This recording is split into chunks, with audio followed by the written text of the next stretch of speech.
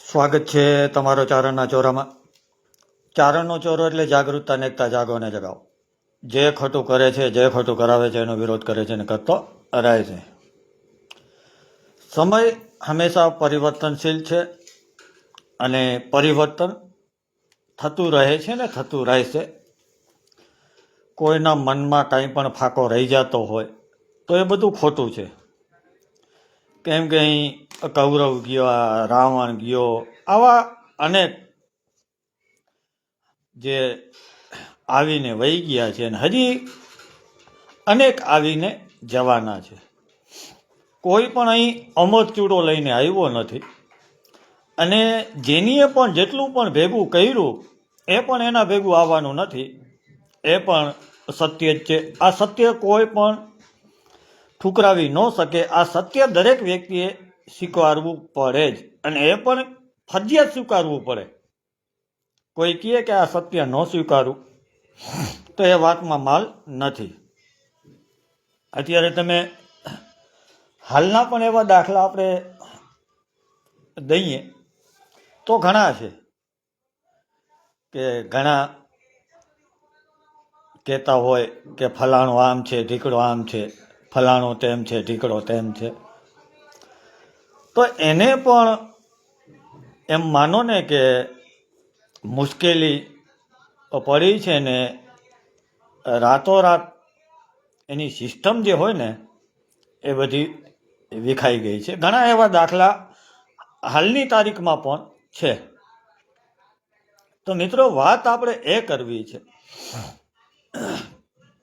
કે આપણે બધા આમ પબ્લિક, આમ જનતા, આપણે આ સિસ્ટમના લોકો કેટલા મૂર્ખ બનાવે છે, આપણે કેટલા દબાવવામાં આવે છે, આપણે કેટલા સમાજના નામ ઉપર, પછી ધર્મના નામ ઉપર, પછી કુટુંબ પરિવારના નામ ઉપર કઈક રીતે ક્યાંક ને ક્યાંક આપણે મજબૂર કરવામાં આવે છે. આ હું દરેક સમાજને લગતી વાત કરું છું. કેમ કે આપણે આ બધું કોઈ દી વિચાર્યું નથી કે આપણો આ સિસ્ટમમાં બેઠેલા લોકો અને અમુક સમાજના આગેવાનો અને અમુક સમાજના રાજકીય નેતાઓ કે આપણો ગેરઉપયોગ કેટલો કરી રહ્યા છે આપણે એની ખબર પણ હોતી નથી. આ બધી ધ્યાનમાં તમે રાખો અને બધેનું ધ્યાન તમે ચારે બાજુ દોરવો, જાગો અને જગાવો. કે હું તમને વાત કરવાનું છું કે આજે તમે વિડીયો જોયો હશે કે એક પુલ જે કરમદીના પાટિયાથી આપણે કરમદી તરફ જઈએ તો પુલ અત્યારે કેટલો ટાઈમથી આ બંધ જ છે, કામ ચાલુ થતું નથી અને પુલ બંધ કરીને રાખી દીધું. એના લીધે અકસ્માત ઘણા થઈ ચૂક્યા છે ને હજી જો આ કામ પૂરું નહીં થાય તો અકસ્માત થશે. પછી જવાબદારી લેવાવાળા કોઈ નથી. અહીં બધા કમિશન ખાવાવાળા છે, અહીંયા ટકાવારી લેવાવાળા છે, ભ્રષ્ટાચાર કરવાવાળા છે. પણ સમાજનું કલ્યાણ, સમાજને સારી સુવિધા વ્યવસ્થા આપવાવાળા અમુક જ ભાગ્યે જ નીકળે. બાકી આ બધું લૂંટફાટ ને ભ્રષ્ટાચાર બેફામ ચાલે જ છે. તો હું તમારી સમક્ષ એક દાખલો મૂકું, કદાચ તમે સાંભળ્યું હશે અને ઘણા લોકોએ નહીં સાંભળ્યું હોય. કે આપણા ભારતનો નેતા વિદેશમાં જાય છે, વિદેશના નેતા પાસે, એટલે વિદેશના નેતા એની મહેમાનગતિ ખૂબ કરે છે. એનો જે બધું વ્યવસ્થા હતી એની રહેવાની, આન તેન બધી કે જાસો જલાલી હતી. ભારતનો નેતા એ બધું જોઈ છે ને વિદેશના નેતાને એમ કહે છે કે ભાઈ તમે તો ટૂંક સમયમાં બહુ ઝાઝી પ્રગતિ કરી છે. તો કે હા, અમારે કે આ પ્રમાણે છે. એ કે આ કેવી રીતે? એ કે મને એ કે સમજાવો તો ખરા. એટલે કે ચાલો આપણે કે 5મા 7મા માળ ઉપર જઈએ કે ત્યાં હું તમને સમજાવું. એટલે 5મા 7મા માળે જાય છે.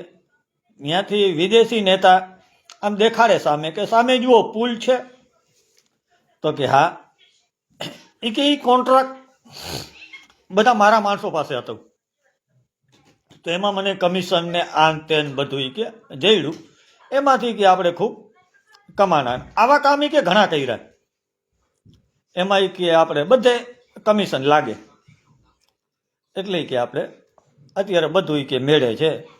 હવે કે હાથ પેટીયું ખાઈ શકે એટલું છે, બહુ સારું. કે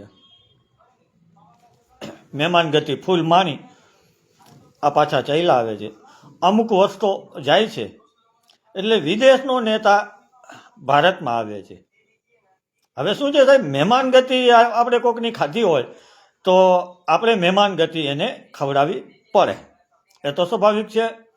એટલે વિદેશનો નેતા અહીંયા આવે, આ આપણા ભારતના નેતા પાસે આવીને જોઈતા હતા, ઠઠારો એનાથી વધી જાય. વિદેશના નેતાથી ઠઠારો આનો વધારે હોય. વિદેશનો નેતા કે અરે ભાઈ કે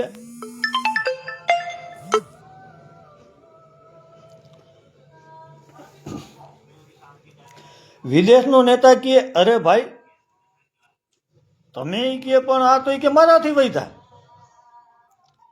આ બધું કે શું છે કે અમને કે આઈડિયો તો આપો કે આ તમે કેવી રીતે કે બનાવ્યું.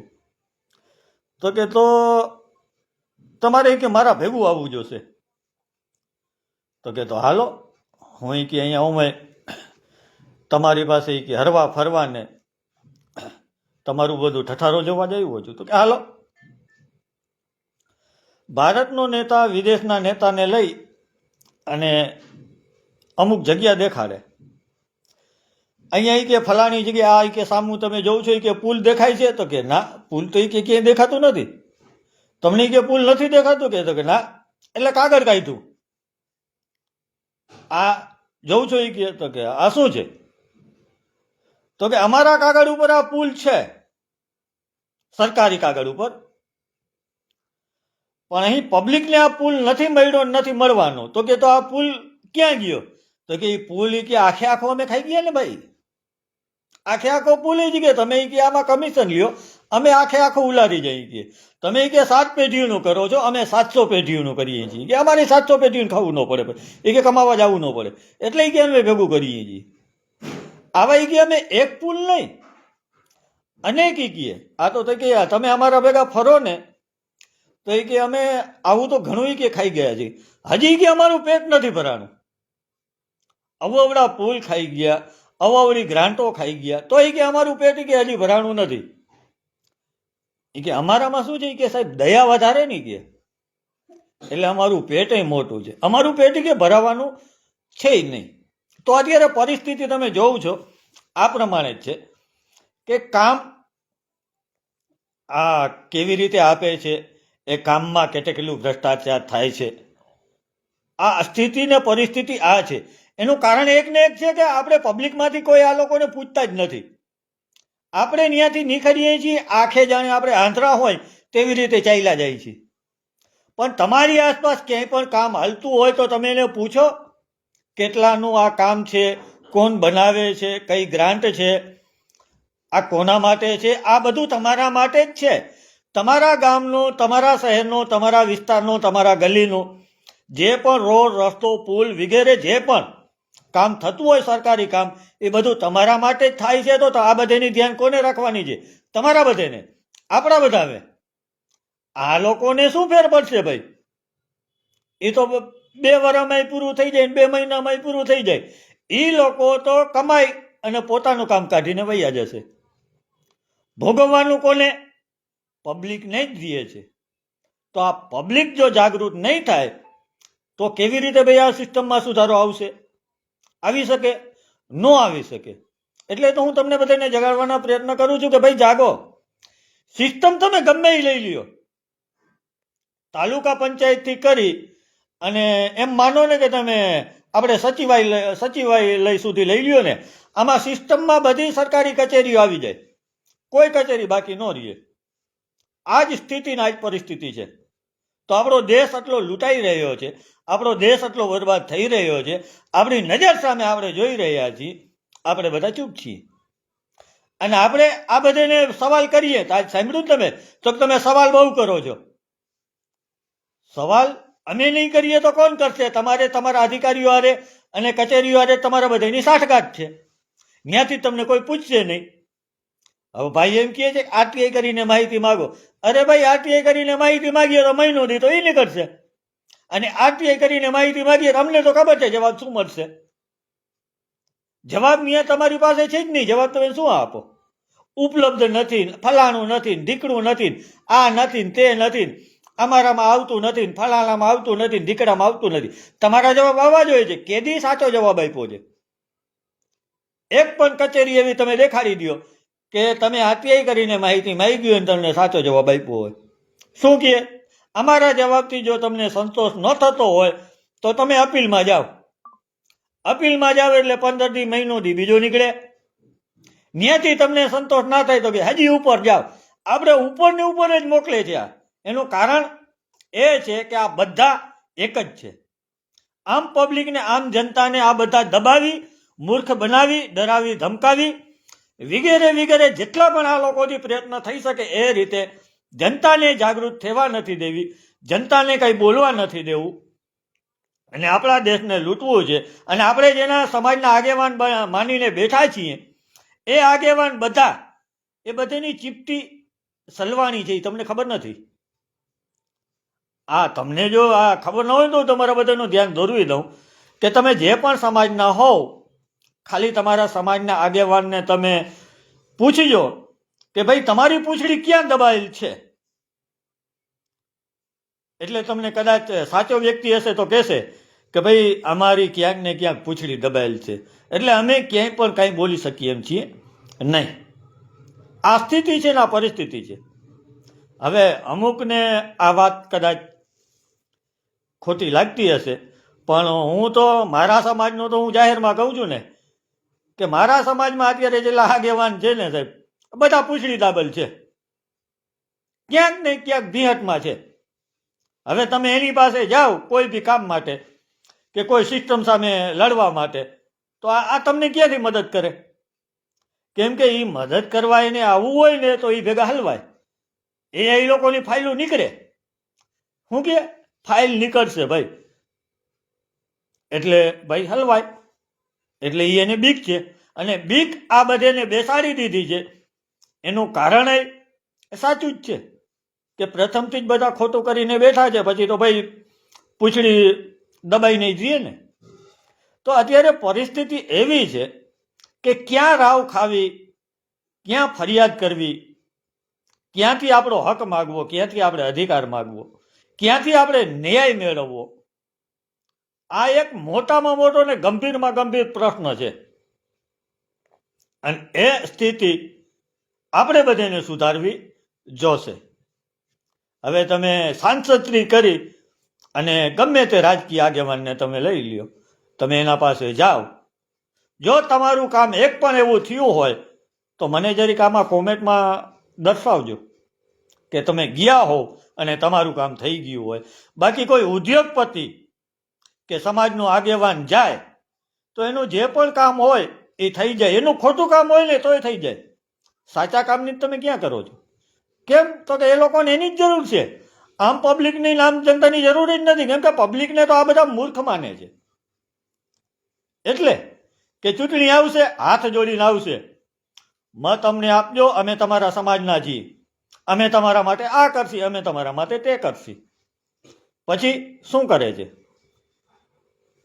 ઘરના દરવાજા નથી ખુલતા ભાઈ. ફોન કરો તો ફોન ઉપડતા નથી ભાઈ. આ જ સ્થિતિ છે. પણ આ સ્થિતિમાં આપણે સુધારો લાવવો છે અને આપણે પ્રયત્ન કરીએ છીએ ને કરતા રહેશી. આના માટે મુશ્કેલી મને આવી છે ને હજી મુશ્કેલી મને આવશે એ પણ મને ખબર છે. પણ હું દરેક મુશ્કેલી માટે, દરેક પરિસ્થિતિ માટે હું તૈયાર છું. એ બધા અધિકારીઓને ખબર છે અને આ સરકારને પણ ખબર છે કે હું તૈયાર જ છું. મારે અગાઉ કીધું છે ને હજી કહું છું કે મારે કોઈ પણ પ્રકારની તૈયારી કરવાની થતી નથી. જેને પણ જે તૈયારી કરવી હોય તે કરી લઈએ. આપણે સિસ્ટમમાં બદલાવ લાવવો છે, લાવવો છે ને લાવવો છે. પછી ગમે તે અધિકારી હોય કે ગમે તે રાજકીય આગેવાન હોય કે ગમે તે સમાજનો આગેવાન હોય, આપણે જ્યાં પણ ખબર પડશે કે આની ખોટું કર્યું છે એને બક્ષવામાં બિલકુલ નહીં આવે. અહીં બક્ષવામાં નહીં આવે એ ચોક્કસ વાત છે. હવે તમને એક વાત એ જણાવું કે અત્યારે ઘણા લોકોને સાહેબ ડર તો લાગે છે. આ સાવ સાચું કહું છું. ઘણા લોકોને ડર લાગે છે ને એ ડર એ લોકોનો બિલકુલ સાચો છે. કેમ કે હું જાહેરમાં જ કહું છું કે મારા હાથમાં આવ્યા જો તમારા બધાના ચોખા ન ચડાવવું તો આ ચારણનો ચોરો કહેવાય નહીં. અને હજી એક અત્યારે હું શાંતિ રાખીને બેઠો છું એના કારણ અમુક છે. એ કારણ હું અત્યારે તમારી સમક્ષ રજૂ કરી શકું એમ છું નહીં. મારે કોઈ પણ પ્રકારની મજબૂરી નથી અને હું કોઈ પણ પ્રકારની મજબૂરીમાં રહેવાનું છું નહીં. કેમ કે અહીં તો ખુલ્લી કિતાબ છે ભાઈ. મારી પૂંછડી દબાવી એ શક્ય જ નથી. કોઈ ગમે એટલા પ્રયત્ન કરી લે, પછી પોલીસ હોય, રાજકીય આગેવાન હોય, સરકાર હોય કે કોઈ સમાજનો આગેવાન હોય, મારી પૂંછડી દબાવવા માટેના એ લોકો પાસે કોઈ જાતના રસ્તા છે જ નહીં. પ્રયત્ન બધા કરે છે અને પ્રયત્ન કરવો બધાને અધિકાર છે. તમારે કરો. હું ક્યાં કોઈને ના કોઈને ના પાડું છું કે ભાઈ પ્રયત્ન ન કરતા. અને પ્રયત્ન કરવો તો દરેક વ્યક્તિનો અધિકાર છે ને ભાઈ. એ કરી શકે છે, આપણે કોઈ વાંધો નથી. પણ એટલું બધા યાદ રાખજો, મારા હાથમાં આવ્યા એટલે ચોખા ચડી જશે. એમાં પછી તમને કોઈ પણ બચાવી નહીં શકે. એ વાત 100% 1000%, લાખ ટકા કે કરોડ ટકા, આમાંથી જેટલા પણ ટકા તમારે માનવું હોય એટલું માની લેજો. આ સત્ય છે અને આ સત્ય જો તમે સ્વીકારી લેશો તો કદાચ તમે સુધરશો અને તમે ખોટું કરતા અટકશો અને ખોટું નહીં કરો ને ખોટું નહીં થવા દો તો ચોક્કસથી તમારો બચાવ છે.